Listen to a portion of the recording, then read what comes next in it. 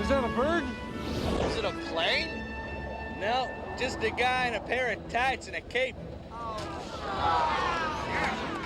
El concepto de héroe, aquel que decide sacrificar su propia vida en defensa de inocente, el que no necesita la aprobación de los demás para cometer buenos actos, el que decide dar un paso al frente cuando nadie más lo puede dar. Dentro del mundo de la ficción y la fantasía, existieron, existen y existirán decenas, cientos y miles de héroes. Pero está clarísimo que acá estamos hablando de aquellos personajes que dominan el mercado del cómic americano y han sido los protagonistas del cine de acción fantástico durante más de una década. Los superhéroes. Historia donde un hombre tiene habilidades extraordinarias que utiliza para hacer de su mundo un lugar más seguro. Bajo este gigantesco universo de personajes provenientes de distintos medios, artistas y guionistas, hay uno que está vigente hace más de 90 años desde su creación en 1933. Este es nada más ni nada menos que Superman. Cuando uno piensa en las características antes mencionadas, Superman es probablemente uno de los primeros nombres que saltan a la cabeza. Sus características tanto físicas como psicológicas representan al héroe genérico, y no genérico en el sentido de negativo de que no tiene ninguna característica especial que lo destaque de los demás, sino que su figura, sus valores, su traje, sus poderes contienen muchas de las bases que llevarían a la creación de cientos de superhéroes posteriores a él. Si nos paramos en el tiempo presente y miramos unos, 15, 20 años hacia atrás, es imposible no admitir que la mayoría de jóvenes de mi generación hemos sentido mucho más afinidad y apego emocional a otros dos grandes superhéroes que tienen un gran impacto en la cultura popular. Si le pregunto a cualquier persona en la vuelta cuál es su superhéroe favorito de Marvel o DC, lo más probable es que en su mayoría me digan Batman o Spider-Man. O también, gracias al éxito del UCM o en las series del Arrowverse, puede que otras personas puedan decirme Iron Man, Capitán América o Flash, pero hay una constante que puede escucharse en la gente que no consume demasiado el género superheroico y solo lo vive a través del cine o como mucho la televisión. ¿Cuál es la gracia de Superman? O sea, si le preguntas a alguien que sea aférrimo lector de cómics o haya consumido al personaje durante toda su vida, obviamente te va a poder dar tintas de respuesta a esta pregunta. Pero traigo a colación a Spider-Man y Batman no solo por su popularidad, sino porque siempre entran en la directa comparación. Batman es un hombre sin poderes que tiene que usar su inteligencia y dinero para salvar una ciudad totalmente podrida sin romper su código de no matar. Y claro que eso es muy emocionante como el carajo. Vos querés ver a Batman investigando, entender la psiqui de los villanos, a los que se enfrenta, y tratando de no convertirse en lo mismo que ellos. Un hombre solitario que le cuesta trabajar en equipo. Batman es un personaje que desde el pie de escape automáticamente es interesante. El misterio, la oscuridad y las dificultades que llevan a ser el caballero de la noche. Por otro lado, Peter Parker. Es un pibe fracasado que le va mal en casi todos los aspectos de su vida personal y en su lucha contra el villano de Nueva York sufre constantemente. Pero no solo que tiene ese elemento básico de identificación con la audiencia, sino que sus habilidades son vistosas, únicas, dan mucho juego a nivel visual. Ver cómo usa las telarañas, el sentido arácnido y su fuerza como herramientas para derrotar a villanos que, esto es un punto clave, en muchos casos son más fuertes que él, y aún así él no baja los brazos. Una vez más, es imposible que no cause automático interés. Uno pensaría que no, pero Superman ha estado presente en el mundo del cine y la TV toda la vida, y nunca ha parado de tener tanto series animadas como live action que relaten sus aventuras, y personalmente creo que las mejores iteraciones del personaje se encuentran en la pantalla chica. Yo siento que el cine ha mostrado miradas muy opuestas sobre lo que es Superman, y es por esto que en esta serie de videos intentaremos encontrar cuál es la esencia de Superman. En esta serie de videos haremos una revisión de las diferentes iteraciones de Superman en el cine, aprovechando el estreno de la nueva película de James Gunn en el próximo año, donde intentará reiniciar el universo DC comenzando con el superhombre que inició todo. Algunas líneas generales que será llevado en el análisis es el cómo es representado el personaje en cuanto a su personalidad, juicio, valores y qué hizo cada director para hacerlo interesante tanto de la puesta en escena como asimismo qué trajo a la mesa el actor que lo interpreta. Le prestaremos especial atención a la dinámica Clark Kent-Superman, cómo lo interpreta cada adaptación. Este es un tema que he visto discutir mucho en internet referente a qué es Clark Kent para Superman o qué es Superman para Clark Kent. Uno es el disfraz del otro, componen lo mismo. Muchas personas tienen distintas opiniones al respecto, al igual que yo, y también ha variado mucho a lo largo de los años. Pero eso lo veremos más adelante.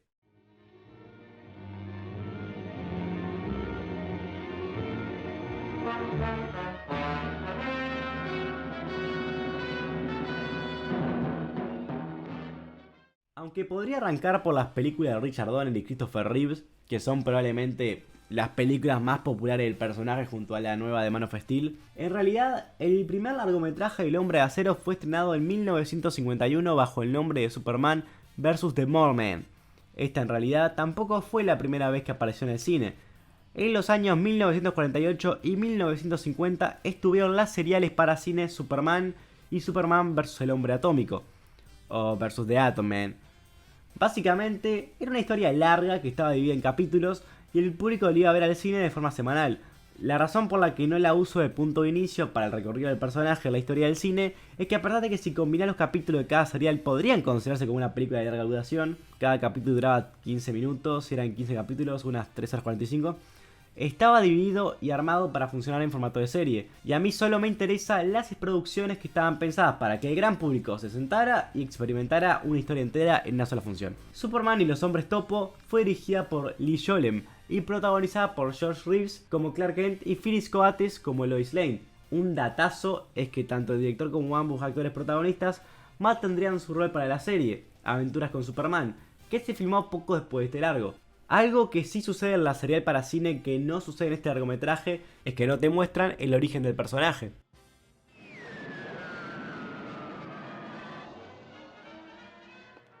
Se ha ido Lara.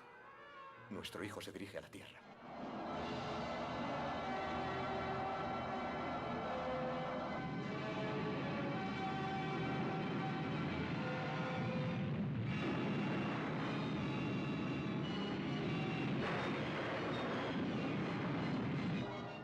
Pero algo que sí hace es explicar desde la primera escena cuál es el status quo de la historia de Superman.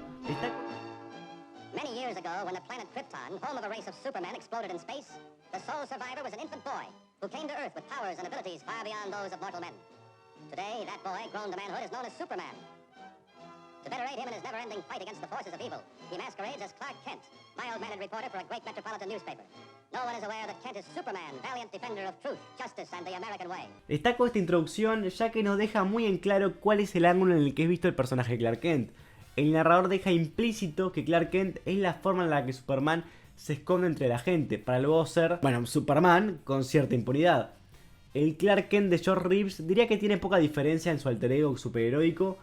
A lo largo del largometraje es el único personaje que realmente es proactivo en intentar llegar al fondo del caso de los monstruos. Desde su lugar como Clark Kent constantemente interroga, negocia y usa su carisma para hacer hablar o convencer al resto de personajes a su alrededor. El momento más claro es cuando el pueblo tiene decidido ir a asesinar a los Hombres Topo, a pesar de que no saben si son una amenaza o no. Y Clark, sin miedo al rechazo, proclama en voz alta que eso es un error y al mismo tiempo va a hacer algo al respecto. Esto demuestra un Clark Kent que no se ve a sí mismo como alguien temeroso, o no lo proyecta, es carismático y amigable, pero tampoco se deja volver por la gente. Con todo lo que estoy diciendo, seguro a más de uno le está saltando una, dos o tres cejas, yo incluido mientras lo estoy diciendo, porque no es que la gracia de Superman es que la forma en la que la gente no sepa su identidad es justamente que Clark Kent sea alguien de bajo perfil que no destaque demasiado. Bueno, en realidad sí, pero mi teoría es que como no tenían los medios para que Superman hiciera muchas hazañas heroicas, no aparece mucho tiempo en pantalla, tomaron la decisión de que los rasgos más carismáticos y del liderazgo propio de Superman ya se mostraban en Clark Kent.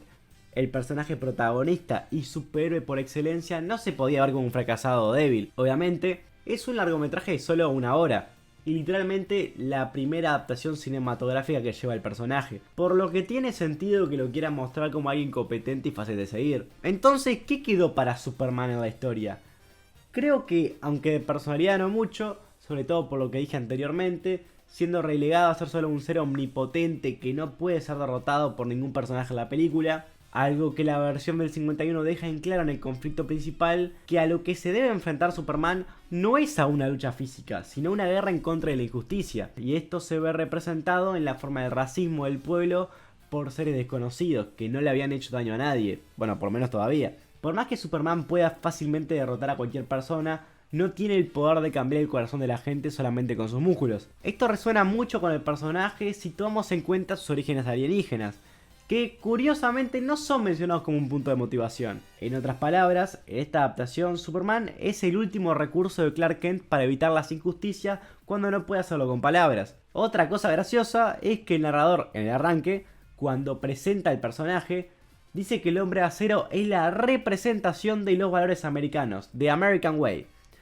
Por supuesto que hay un componente propagandístico inevitable, no solo por ser Estados Unidos, y porque literalmente Superman lleva los colores de la bandera estadounidense, sino porque recordemos que hacía solo 6 años había terminado la Segunda Guerra Mundial. Por supuesto que su superhéroe estrella tenía que ser así por los valores del país que representa. Y por más gigantescamente irónico que sea esto, la compasión y la lucha contra la injusticia son valores básicos del héroe.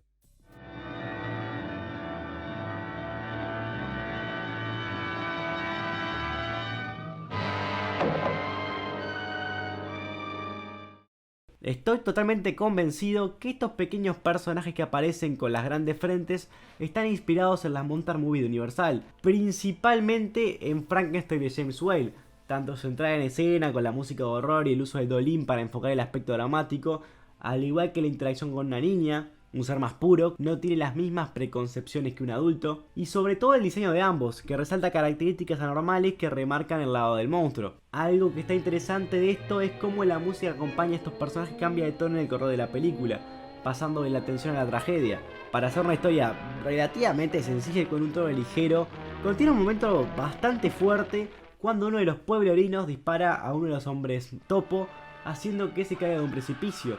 Luego, en venganza, uno de los hombres topo intenta matar al que cometió el acto, siendo evitado por Superman, y para que éste no cometa el mismo error que cometió el pueblerino. También similar al mito de Frankenstein, donde el monstruo termina siendo obligado a cometer actos criminales al ser rechazado por la sociedad. El análisis de los antagonistas son una parte esencial en la búsqueda por entender al héroe. Hay una correlación directa entre qué representa el héroe y por qué se contrapone al villano que se enfrenta, por qué las ideas chocan. En este caso, al ser una historia pequeña, sin realmente ningún villano que le pueda hacer frente a Superman, no tiene demasiada importancia, pero una vez lleguemos al Lex Luthor o al General Zod, de entregas posteriores, ahí va a ser un poco más interesante el tópico, aunque eso también es un debe que le tengo a las películas de Superman, porque me parece a mí que no han explotado muy bien la galería de villanos que tiene el personaje.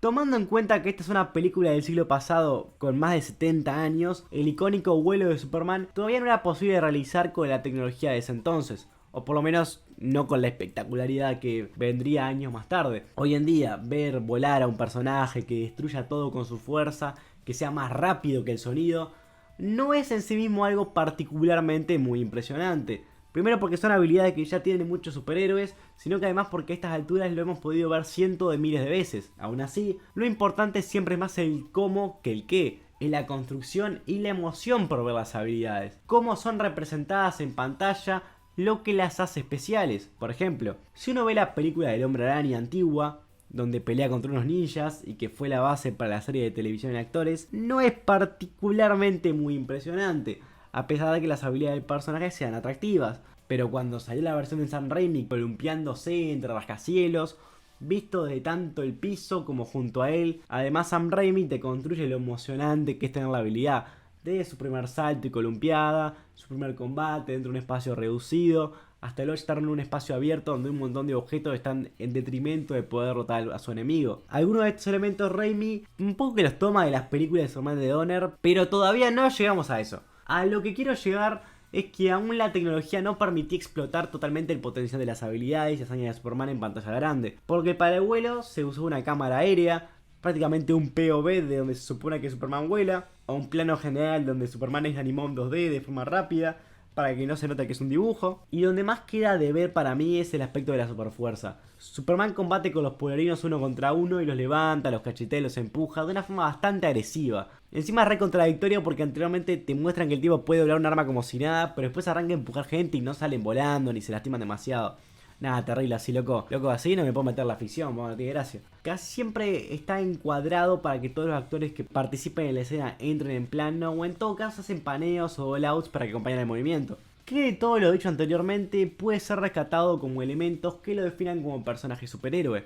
El más destacable y acertado sería su lucha contra la injusticia, el pelear en contra del racismo hacia el que es distinto solo por serlo, el tratar de ser el mediador, siendo la violencia el último recurso posible.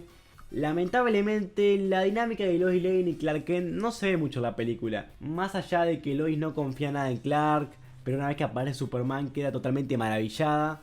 What are you hiding? Hiding? Well, you give the impression you're leading a double life. Really? Yes, and I'm not the only one who thinks so. Pero para nada es la dinámica que más adelante tanto el mundo del cine, las series o los cómics nos tendría acostumbrados de la dupla. Asimismo, al ser Clark Kent un personaje bastante carismático en esta versión, el juego entre Clark y Superman un poco se pierde, donde básicamente el único cambio que hay es que cuando es Superman se hace más agresivo y dominante. En el siguiente video seguiremos con esta saga hablando de lo que para muchos ha sido y es la película de Superman definitiva, la que probablemente definió lo que es una película de superhéroes y dejó marcado por unos cuantos años qué es la figura de Superman. Nos vemos.